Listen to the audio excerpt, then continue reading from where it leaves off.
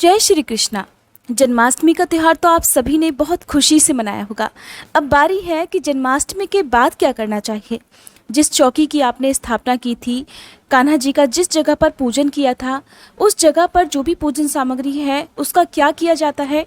अगर आपने पहली बार लड्डू गोपाल जी अपने घर पर स्थापित किए हैं, जन्माष्टमी के दिन उनका जन्म कराया है, तो फिर उसके बाद क्या किया जाता है, कैसे लड्डू गोपाल जी को मंदिर में रखा जाता है, कैसे उनकी सेवा की जाती है, और फिर उनकी सेवा में सबसे ज़्यादा जो अनिवार्य बातें हैं वो कौन कौन सी होती हैं। जिस तरह से कोई छोटा बच्चा जब परिवार में पैदा होता है तो बच्चे के जन्म के ठीक 6 दिन बाद छठी भी पूजी जाती है, छठी का त्यौहार भी मनाया जाता है। तो ऐसे में कान्हा जी की छठी आप कैसे मनाएंगे, ये बातें आज की इस वीडियो में आप जानने वाले हैं। जो लोग पहले से ही लड्डू गोपाल जी की सेवा करते आ रहे हैं उन्हें तो नियम बताने के बारे में ज़्यादा ज़रूरत भी नहीं पड़ेगी, क्योंकि वो लोग पहले से ही जानते हैं। अब ऐसे में जिन्होंने पहली बार लड्डू गोपाल जी घर में रखे हैं तो उन्हें एक बिल्कुल छोटे बच्चे की तरह से लड्डू गोपाल जी की सेवा करनी होती है। बहुत सारी बातों का ध्यान रखना पड़ता है।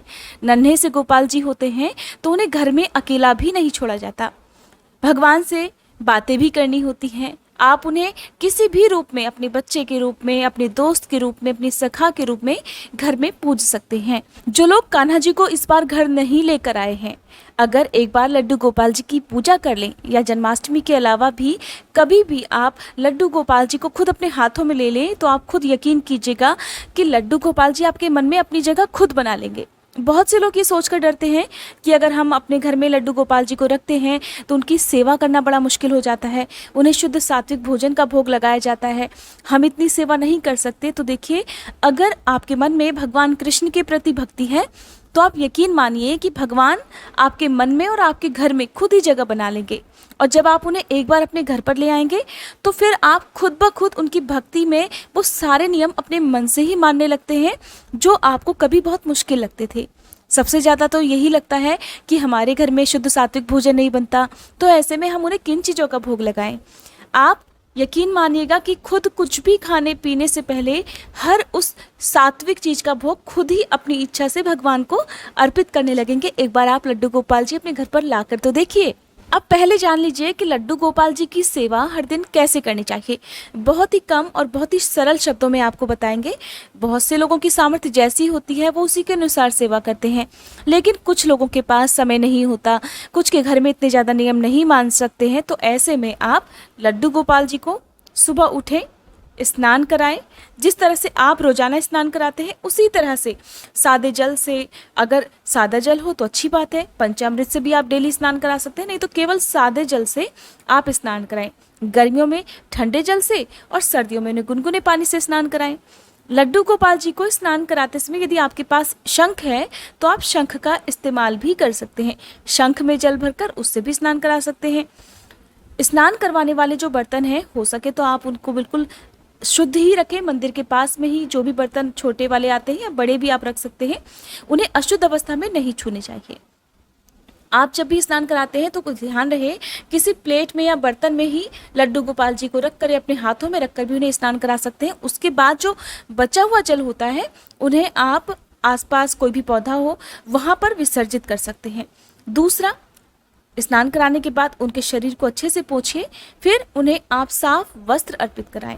जिस तरह से हम सभी स्नान करने के बाद में साफ धुले हुए वस्त्र पहनते हैं, ठीक वैसे ही लड्डू गोपाल जी को भी साफ धुले हुए वस्त्र पहनाएं। जो उनके उतारे हुए वस्त्र हैं आप उन्हें धुलकर सुखाकर फिर से उन्हें इस्तेमाल कर सकते हैं, उन्हें फिर से पहना सकते हैं। रोज उनका श्रृंगार करना चाहिए, जैसे कि एक छोटे से बच्चे को नहलाने के बाद उन्हें काजल लगाया जाता है, उन्हें आप इत्र लगा सकते हैं। चंदन का टीका आप उन्हें रोज लगाएं। इसके बाद उनकी आरती भी उतारें और नज़र भी उतारें। आरती उतारने के लिए आप आरती गा भी सकते हैं या केवल धूप दीपक जलाकर उनकी आरती उतार सकते हैं। चंदन का टीका लगाएं और उनके कान के पीछे या माथे पर एक छोटा सा काजल का टीका भी लगाना चाहिए, ताकि आपके लड्डू गोपाल जी को किसी की नज़र ना लगे। आप जितनी बार खुद भोजन करते हैं उतनी बार उन्हें भी भोग लगाना चाहिए। सुबह उठते ही उन्हें दूध का या चाय का भोग लगाना चाहिए। अपने हाथों से उनसे प्यार भरी बातें करते हुए, उन्हें मनाते हुए, जिस तरह से एक छोटा बच्चा खाने पीने में अपनी जिद करता है कि नहीं खाना है, तो आप उन्हें प्यार से मनाते हुए, उनसे बातें करते हुए उन्हें भोग लगाइए। आपको खुद भी इस काम में आनंद आने लगेगा। गोपाल जी के भोग में आप तुलसी दल जरूर रखें। इसके अलावा आप उन्हें बीच बीच में कभी कभी किसी भी दिन जो अलग से स्वादिष्ट भोजन है, खीर, हलवा, पूरी, इन सब का भी भोग लगा सकते हैं। हर चीज़ का, जैसे रोटी, सब्जी, दाल, चावल, इनका भी आप भोग कान्हा जी को लगा सकते हैं। कान्हा जी को, लड्डू गोपाल जी को आप अपने घर के मंदिर में स्थापित कर सकते हैं, या उनके लिए एक अलग से जो भी झूला है उसमें आप रख सकते हैं। पालना भी आप रखें ताकि कभी कभी समय मिलने पर आप उन्हें पालने में सुलाकर लोरियां भी गाकर सुला सकें। लड्डू गोपाल जी को एक बात ध्यान रखनी होती है कि घर में कभी भी अकेला नहीं छोड़ा जाता। जैसे हम अपने घर में किसी भी नन्हे बच्चे को अकेले बंद करके कमरे में छोड़कर नहीं जाते हैं, तो आप कहीं भी जाएं, घर से दूर अगर जा रहे हैं तो साथ में लड्डू गोपाल जी को भी लेकर जाएं।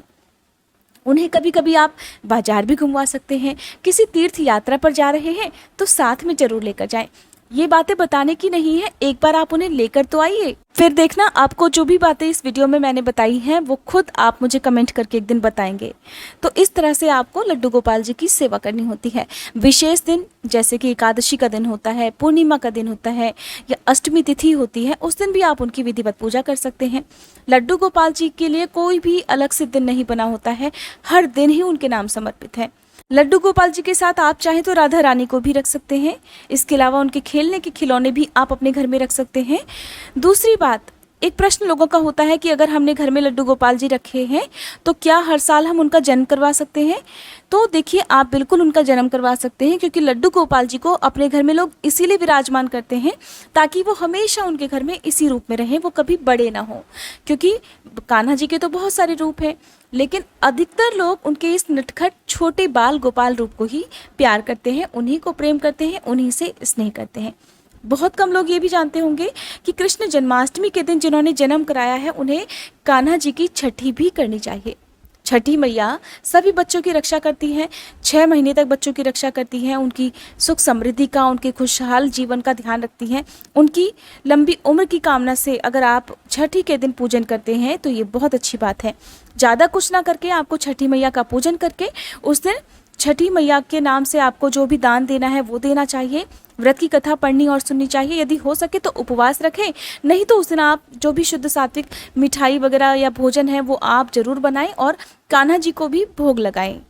जन्माष्टमी के ठीक 6 दिन बाद छठी मनाई जाती है, जो कि आपको हमारे चैनल पर उस दिन भी वीडियो मिल जाएगी। इस दिन कान्हा जी को आप सुबह के समय पंचामृत से स्नान कराएं। आज के दिन आपके घर में केवल शुद्ध सात्विक भोजन बनना चाहिए, लहसुन प्याज का भोजन नहीं बनना चाहिए। बाकी दिनों में आप लहसुन प्याज का भोजन बना सकते हैं, लेकिन कान्हा जी को आप केवल शुद्ध सात्विक भोजन का ही भोग लगाएं। उनके लिए आप थोड़ा सा भोजन बिना लहसुन प्याज का अलग से निकाल कर रख दें। छठी के दिन कान्हा जी को स्नान कराकर उन्हें फिर से नए वस्त्र अर्पित करने चाहिए, नई मुरली, हो सके तो नया मुकुट वगैरह उनको अर्पित करना चाहिए। चंदन का तिलक लगाकर उनकी आरती करनी चाहिए, काजल का टीका लगाना चाहिए। माखन मिश्री का भोग इस दिन आप उन्हें लगाएं। इसके अलावा उनका नामकरण भी किया जाता है। अगर आपके मन में कान्हा जी का कोई नाम है तो आप वो नाम भी उन्हें उस दिन दे सकते हैं। अगर आप सामर्थ्यवान हैं तो पंडित जी को बुलाकर भी आप उनकी छठी पुजवा सकते हैं, नहीं तो खुद भी बिल्कुल साधारण तरीके से आप करवा सकते हैं। आपके घर की सारी जिम्मेदारी कान्हा जी की होती है। ऐसे में आप छठी के दिन एक काम जरूर करें, अपने घर की जो चाबी है, मेन डोर की चाबी, अपनी तिजोरी की चाबी, वो कान्हा जी के हाथों में जरूर रखें। उन्हें सौंप दें, उनसे प्रार्थना करें कि हे कान्हा जी, हमारा सब कुछ आपके हाथों में है, हमारे घर की सुख समृद्धि, हम सब की रक्षा करना केवल आपके ही हाथों में है। आप जैसा चाहें वैसा करें और हम सबकी सदा रक्षा करें। ऐसी प्रार्थना आप जरूर करें। इस दिन लड्डू गोपाल जी की कथा भी पढ़ें सुने, जो कि आपको हमारे चैनल पर मिल जाएगी। मान्यता है कि ऐसा करने से कन्हैया जी की कृपा हमेशा बनी रहती है। छठी के दिन सबसे जरूरी जो भोग बनता है वो बनता है कढ़ी चावल का। कढ़ी चावल आप बनाएं, बिना लहसुन प्याज की कढ़ी बनाएं, भोग कान्हा जी को भी लगाएं, प्रसाद रूप में परिवार के सभी सदस्यों में बांटकर खुद भी खाना चाहिए। अब जानते हैं कि जन्माष्टमी के बाद जिन्होंने चौकी की स्थापना की है या जो भी कान्हा जी के पूजन में सामग्री लगी हुई थी उसका क्या करना चाहिए। तो देखिए, बहुत से लोग तो इस चौकी को छठी तक रखते हैं, कुछ लोग अगले दिन ही सूर्योदय के बाद विसर्जित कर देते हैं। शाम को सूर्यास्त के बाद किसी भी सामग्री का विसर्जन नहीं किया जाता है। तो आप जो भी चौकी है उसे हटा लीजिए, हटाकर वो बाद में आपको फिर से यूज़ कर लेनी चाहिए, क्योंकि जो भी चौकी होती है वो हम उसे बार बार पूजा में यूज़ कर सकते हैं। जो वस्त्र है आपने बिछाया था उसे भी आप रख लीजिए, धोकर उसे आप अपने बाद में पूजा वाले कामों में प्रयोग कर लीजिए। आपने कान्हा जी को जो भी फूल अर्पित किए हैं उनका विसर्जन आप अपने ही घर की गमलों में, क्यारियों में कर सकते हैं। हो सके तो बहते जल में प्रवाहित करें। कई बार आसपास नदी तालाब नहीं होते हैं तो आप अपने घर में इनका विसर्जन कर सकते हैं। अक्षत आपने जो कान्हा जी को अर्पित किए होंगे तो उन्हें आप अपने घर की छत पर चिड़ियों के लिए रख दें। गौ माता को आप इन्हें खिला सकते हैं या बहते जल में आप इनका विसर्जन कर सकते हैं। मैं आपको ये सारे ही ऑप्शन इसलिए बताती हूँ कि आसपास कई बार लोगों की सुविधा नहीं होती है, कई बार लोगों के आसपास नदी तालाब नहीं होते, तो आप इनका विसर्जन इस विधि से भी करते हैं तो उसका कोई दोष नहीं लगता है। विसर्जन करने से पहले कान्हा जी से क्षमा याचना जरूर करनी चाहिए ताकि उनके पूजा विधि में, उनका जन्म कराने में कोई त्रुटि ना रह गई हो। लोटे में भरे हुए जल को पूरे घर में छिड़काव करना चाहिए। घर के मुख्य द्वार पर, सभी पौधों में और अपने घर के मुख्य द्वार के आसपास की जगह पर भी आपको इस जल का छिड़काव करना चाहिए क्योंकि ये जल बहुत ही पवित्र होता है। आपने जिन भी फलों का, मिठाइयों का भोग लगाया है, जो दक्षिणा आपने मंदिर में रखी होगी, आप उसका दान दक्षिणा का मंदिर में कर सकते हैं या आप कान्हा जी के नाम से किसी भी जरूरतमंद व्यक्ति को इसका दान कर सकते हैं। फलों का, मिठाइयों का आप चाहे तो अपने घर में भी यूज़ कर सकते हैं, प्रसाद रूप में इनको बांट कर ही खाया जाता है, लेकिन बहुत से लोग इसका दान मंदिर में भी कर देते हैं। आपको जो सही लगता हो इन दोनों विधियों में से आप कर सकते हैं। मंदिर हो तो वहाँ पर आप दान दे सकते हैं। दान देने के लिए आपको अलग से कुछ ना कुछ दक्षिणा फिर मंदिर में जरूर देनी चाहिए।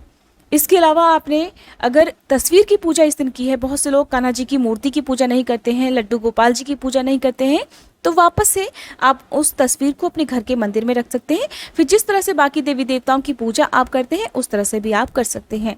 हर बार नई मूर्ति या फिर नई तस्वीर लाना जरूरी नहीं है। आपके पास जो भी मूर्ति या तस्वीर है आप उनकी भी पूजा कर सकते हैं, लेकिन बहुत से लोगों की इच्छा होती है कि वो जन्माष्टमी के दिन लड्डू गोपाल जी लाएं और फिर उनको अपने घर पर स्थापित करके उनकी ही सेवा करें, सारा दिन उन्हीं के चरणों में बिताएं। तो देखिए, इस तरह से आपको जो भी जन्माष्टमी के बाद के कुछ काम होते हैं वो करना चाहिए। जन्माष्टमी के अगले दिन भी आपको शुद्ध सात्विक भोजन करना चाहिए। बहुत से लोग अगले दिन भी लहसुन प्याज का या इस तरह का भोजन करते हैं, तो ध्यान रहे कि आपको ये काम नहीं करना है अगर आपने लड्डू गोपाल जी की सेवा करनी है। उसके बाद अगले दिन से आप चाहें तो जिस तरह का भी नॉर्मल भोजन आप करते हैं वो कर सकते हैं। एक और प्रश्न लोगों ने कमेंट बॉक्स में पूछा था जिसका जवाब देने में थोड़ी देरी हो गई है, लेकिन ये वीडियो आपको अगले साल भी काम आएगी। तो मैं आपको बता दूं कि लोगों ने पूछा था कि क्या हमें कान्हा जी का जन्म कराना चाहिए। तो देखिए, अनिवार्य नहीं है। बहुत से लोग कान्हा जी का जन्म नहीं कराते हैं, केवल जो भी मूर्ति या तस्वीर आपके पास है आप उनको घर में रखते हैं, शाम के समय उनको पालने में झुलाते हैं और विधिवत पूजा करते हैं।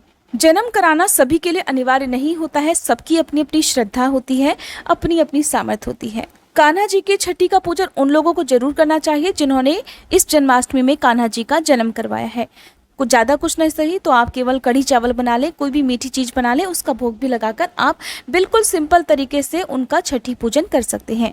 अब जानिए कि कान्हा जी की छठी आपको कब पूजनी है। तो 24 अगस्त के दिन आपको कान्हा जी का छठी पूजन करना है। ये थी आज की वीडियो। अगर जानकारी आपको थोड़ी भी पसंद आई हो तो प्लीज़ वीडियो को लाइक जरूर कीजिएगा।